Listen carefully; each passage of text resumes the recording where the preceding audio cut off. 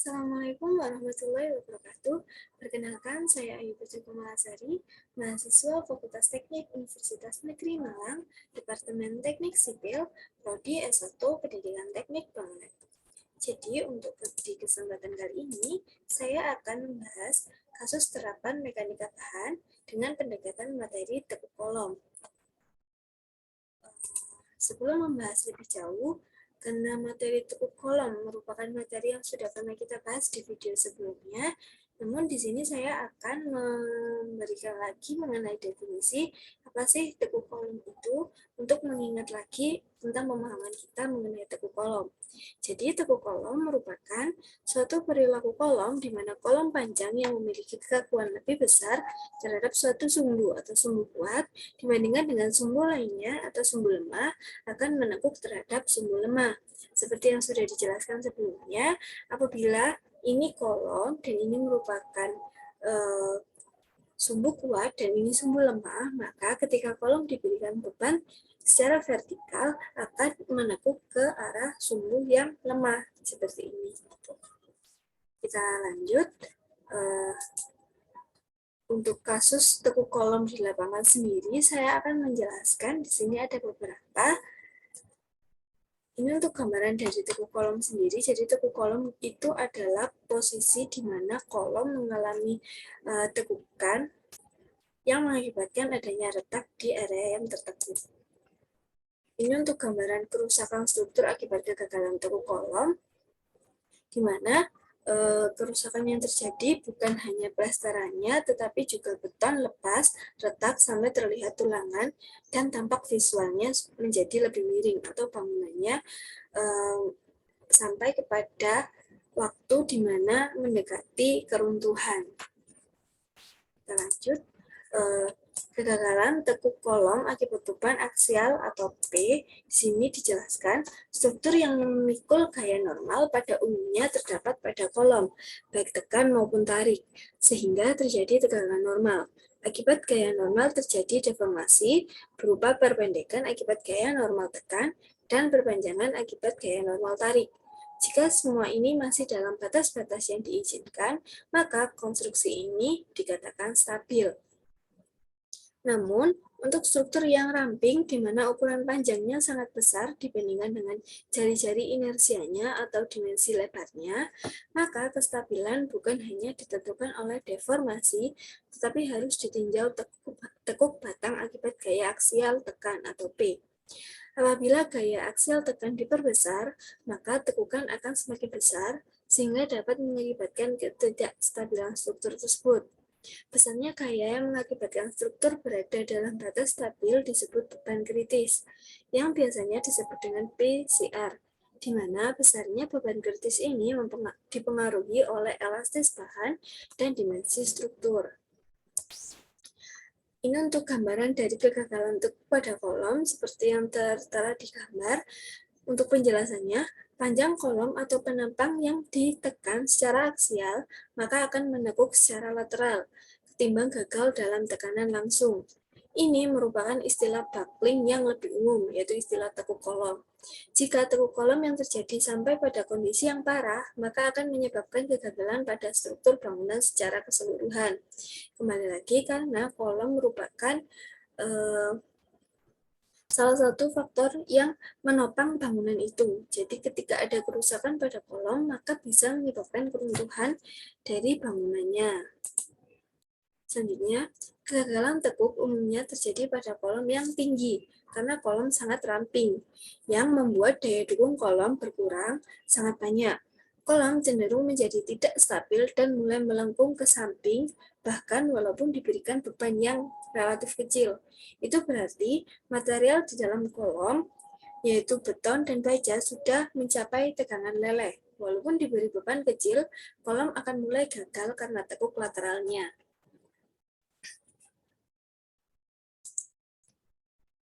Untuk solusi dari permasalahan tekuk kolom sendiri, seperti yang dijelaskan di sini, solusi alternatif untuk kasus tekuk kolom ini adalah dengan pembatasan beban atau dengan perkuatan struktur.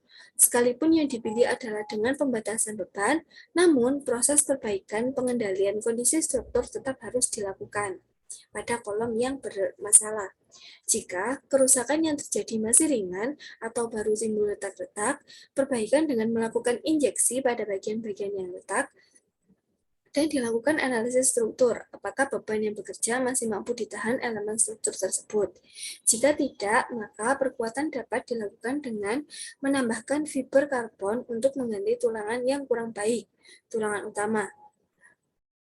yang kurang baik, baik itu tulangan utama maupun tulangan geser. Struktur yang boleh rusak tapi tidak boleh runtuh saat terjadi tekanan, yaitu kolom, dapat diperoleh dengan memberikan perhatian yang lebih besar saat perencanaannya.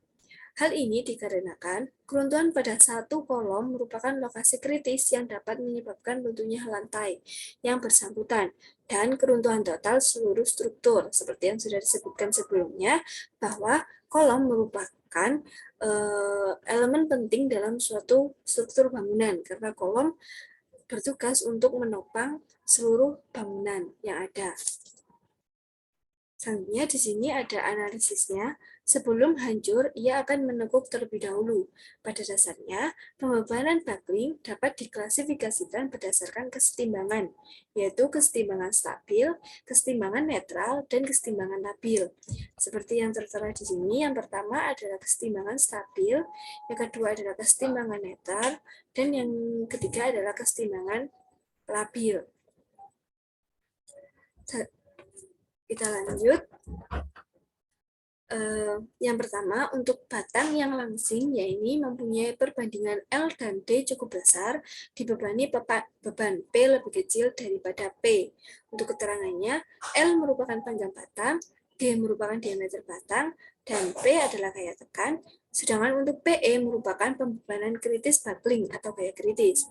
Karakteristik dari batang dengan sifat seperti ini adalah yang pertama, batang dalam keadaan kesetimbangan stabil. Yang kedua, pada saat P bekerja, batang menekuk sebesar lambda. Dan untuk yang ketiga, apabila gaya P dihilangkan, batang kembali menjadi lurus seperti semula. Jadi untuk di sifat yang pertama, yaitu batang langsing, yang perbandingan L dan D-nya cukup besar, tapi beban P-nya lebih kecil. Itu dia bisa kembali ke bentuk semula setelah mengalami buckling. Yang kedua, batang dibebani gaya tekan P sama dengan gaya P. Maka karakteristik batang adalah sebagai berikut. Maksudnya di sini adalah gaya tekan P yang diberikan itu sama dengan P rencananya. Sehingga karakteristiknya yang pertama, batang dalam keadaan kesetimbangan netral. Yang kedua, pada saat P bekerja, batang menekuk sebesar lambda. Dan yang ketiga, apabila gaya P dihilangkan, batang tetap pada keadaan yang baru, atau lambda sama dengan tetap.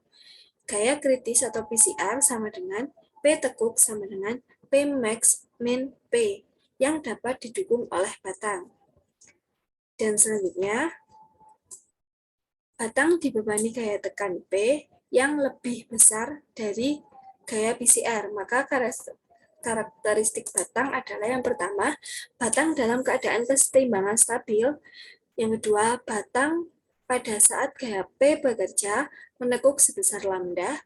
Dan yang ketiga, pada saat gaya P bekerja dengan berat yang konstan, maka batang akan menekuk dan terus-menerus sampai akhirnya menjadi patah atau kegagalan. Analisis teoritis paling sederhana untuk sebuah kolom panjang L yang terjepit pada ujung-ujungnya serta mengalami suatu pembebanan tekan aksial atau P, pembebanan relasi sebagai berikut. Keterangan adalah P merupakan beban tekan aksial dan V aksen merupakan lanjutan lateral. Rujukan perhitungan analisa tekuk dapat menggunakan beberapa persamaan, antara lain persamaan Euler, persamaan Ted-Major, dan persamaan Rankine-Gordon. Berikut untuk penjabarannya. Di sini ada contoh dari perhitungan perencanaan kolom untuk menghindari tekuk. Karena kan untuk menghindari tekuk sendiri, kita perlu merencanakan kolom yang baik agar tidak terjadi tekuk yang berlebihan yang menyebabkan bangunan tersebut mengalami kegagalan. Di sini ada gambar seperti yang tertera dengan bentang 4 meter dan untuk dimensinya adalah 10 kali 22. Hitung besar P izin dan tegangan izinnya apabila diketahui E sama dengan 1 kali 10 pangkat 5 kg per cm persegi. Untuk inersia X-nya sendiri didapatkan hasil 8.873,33 cm pangkat 4 dan inersia Y adalah 1.833,33 cm pangkat 4. Sehingga untuk nilai I min adalah 1.833,33 cm pangkat 4. Nah, lanjut, untuk menghitung P izin seperti yang tertera di sini, Pi pangkat 2 kali 1 kali 10 pangkat 5 kali 1833,33 dibagi 0,5 kali 400 pangkat 2 dan didapatkan hasil 45.189,75 kg. Dan untuk tegangan izinnya sendiri adalah P per A, di mana hasilnya adalah 205,41 kg per cm persegi. Karena P izin sudah didapatkan hasilnya, maka untuk tegangan izin dapat dipakai rumus tegangan sama dengan P per A. Selanjutnya, kolom AB berbentuk bujur sangkar seperti yang tertera di gambar, dengan perletakan seperti di gambar ini juga. Dengan L adalah 3,5 meter, E adalah 2 kali 10 pangkat 5 kg per cm persegi, tegangan izin bahan adalah 10 MPa, maka hitung lebar dari kolomnya atau B. Untuk nilai B sendiri di sini didapatkan hasil 6,04. Ini salah satu bentuk analisa perencanaan dari kolom agar menghindari tekuk yang berlebihan. Kesimpulan dari pembahasan kali ini adalah tekuk kolom merupakan salah satu kegagalan pada kolom yang umum terjadi. Kasus ini dapat menyebabkan kerusakan struktur bangunan. Oleh karena itu, perencanaan kolom sangat penting diperhitungkan baik beban kritis, tegangan kritis, dan beban izin, sehingga meminimalisir terjadinya kegagalan tekuk kolom yang berakibat pada keruntuhan suatu bangunan. Namun, apabila kegagalan tekuk pada kolom terjadi pada struktur yang sudah jadi atau sudah berdiri, maka dapat diatasi dengan beberapa upaya asalkan kegagalan kolom belum terlalu parah. Apabila kegagalan kolom sudah terlalu parah, tidak ada pilihan lain selain membuat kolom baru atau memperhitungkan kembali untuk struktur dari bangunan tersebut. Sekian presentasi dari saya. Terima kasih untuk perhatiannya. Mohon maaf apabila masih ada kesalahan. Saran dan masukan sangat diharapkan. Wassalamualaikum warahmatullahi wabarakatuh.